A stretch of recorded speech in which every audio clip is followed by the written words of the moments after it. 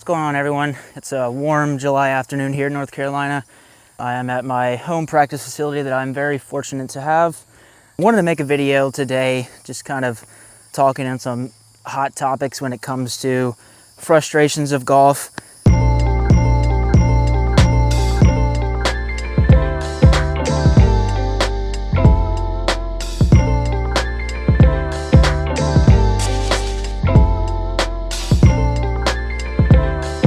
I know that a lot of times most people have a plan, or they think they do, and they get really committed to that, and it's not a matter of not putting in effort, but it's unfortunately caused by typically a lot of blind reps.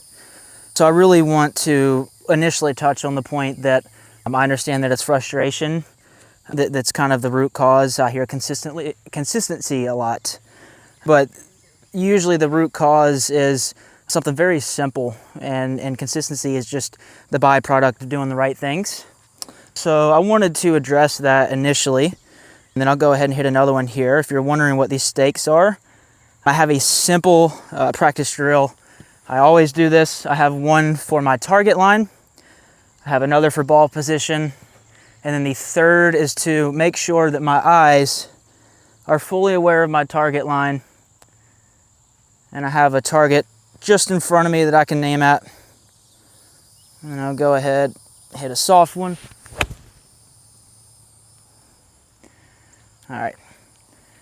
So that's usually how I'll start my practices. I just want to set up something where I can make sure nothing is going wayward, that's not in motion, or in simple terms, static. So I don't want my feet to be aimed too far right, which sometimes I can typically do. Sometimes if I aim too far right, that means the ball position goes too far forward. Next thing you know, I'm hooking it, and that could have been stopped from the start. So I hope this helps, and then we'll get into the next thing. Okay, so another thing that I wanted to address is where most people go wrong. I tend to find that it's one of two things, and usually, unfortunately, it's both. You've kind of gone down a rabbit hole of tips that may apply to you, may don't, but typically do more harm than good. And then the second being, you believe that you're much further away from, the goal you have for your game than you are. The issue with that is you may be one tweak away from breaking 90, breaking 80, breaking 70 for the first time. But if you think that you're 15 years of practice or something crazy, you're going to really mentally hold yourself back from playing your best golf. So go ahead and just take a deep breath and realize, okay, there's probably a couple things that I can fix right now that'll get me to that next level, and then you just keep doing that until you reach the level of golf that you want to. So I'm going to go for this. There's a white PVC pipe at 93 yards. So I have a ball set up here. I'm just going to make this like a real life situation. Just hit one down the middle of the fairway. I have 93 in. I'm just going to pretend that it's a green light. I have a 55 degree. So that would mean that that's roughly 80%, sorry, for full swing. Full swing with this club is about 115. So we're going to take a little off here, about 20 yards. So I don't want to adjust my tempo. I like to keep it nice and smooth. I just feel a spot in my backswing. It's not exact. I'm sure you'll see Bryson talking about certain places and DJ talking about certain feels, but it's what works best for you so you can be the most repeatable, right? And we can figure that out together. So I'm going to hit one here.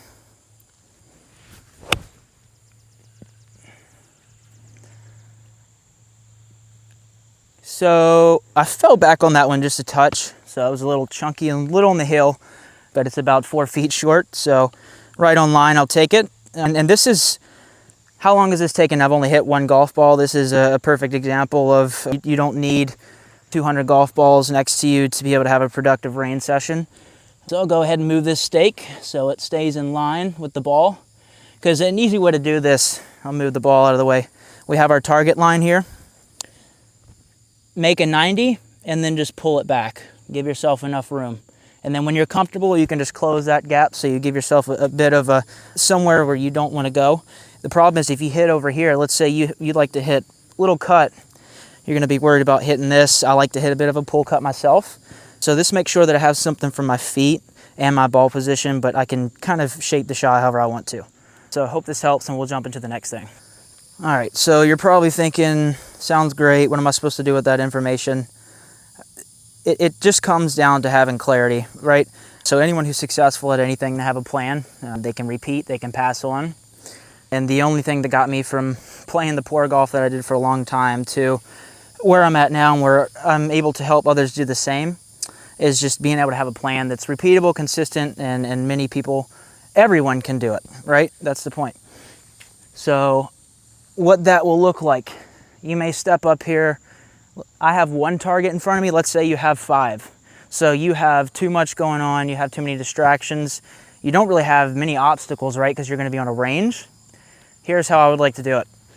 So the way I have this practice facility set up at my home, it's pretty much like a range, right? So we have about 250 yards to the very end. My target's only 93 from where I'm aiming.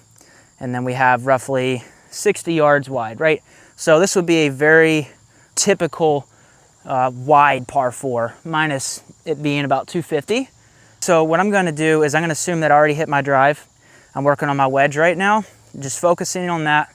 That's another issue I see is jumping around, and that can be good, and I'll get to that. But right now I just want to focus on one thing, and we're warming up. Let's say we've hit a couple balls and we want to kind of get into a on-course mindset. So we've hit a good drive. We're going to set up just like before, have that thought in mind. And now, instead of just swinging and getting loose, I really picture that one hole that gives you the most trouble, right? Or that one shot that's the most difficult. Picture that.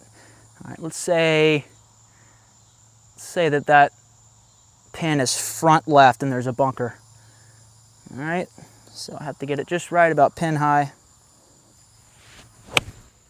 All right. Just a little left. Probably would have missed the green. Might have been putting. But the thing is, the distance was perfect. Notice how my tempo has not changed. That 93-yard feel is, for me, roughly about here, right? And then I went on and hit. I know what I did on that swing. Really simple. So that's a perfect example. The best players on the planet hit bad shots. The key is they know why. I've been tending to close the face a little more than I'd like to because my path got a little too far right? Trying to work that pull cut back in a little more. And so I'm forcing myself to swing across the ball. But what happened there was I just closed the face more than I needed to, and that was not necessary for the path the club was taking. In simple terms, I pulled it. So I'll hit another one. We're on the range, right? So this is our chance to fix it. So I set up. I feel like my setup's pretty good. I have a very solid idea of what my issue is. So I'm going to rehearse. I believe that when I'm about here, I'm about a degree shot more than I need to be. So you can kind of call this the JT rehearsal if you've seen him do this before.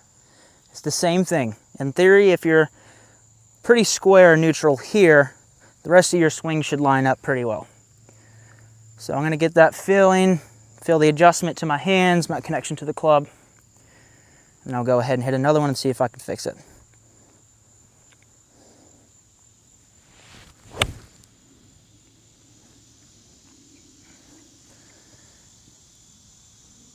Nice. Rolled up to the flag on that one. Everything that I've been explaining so far is all part of what I call my precision play system.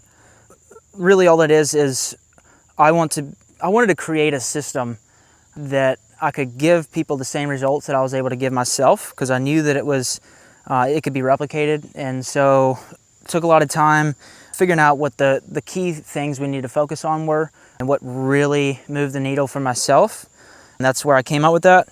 So I want that to be really, really easy in your mind, meaning instead of going on YouTube and watching 15 different videos and getting excited because one or two of them may fix your swing, just take a good look. See, is it set up? Is it pre-swing? Is it in-swing? Is it post-swing? Do we have an issue where we're just not practicing with any purpose? When we go out and play, we're not giving ourselves enough credit. We're much better than we say we are, and we're kind of talk down on ourselves on the course to the point where we play at the level that we say we are, right? So that's what I did. I remember there was a very long period where I tried to shallow the club. I'm sure there's a lot of people who have been there. Hate that I wasted that much time, but I don't believe that it was a waste, because now that I'm able to help other people get through that issue much quicker, because I realized it's not all about swing, it's not all about mechanics, although that is important. The first time that I ever broke 80 in a competitive round was when I told myself that I don't care what my swing's gonna do, I don't care what it looks like, I'm gonna play to the best of my ability. And that's when I did. I think I actually probably broke 80 by 2 or 3 strokes, which at the time was very big for me on a difficult course. I was able to replicate that over and over, just keeping the same mindset, but also, of course, improving certain things like this that just had to be addressed.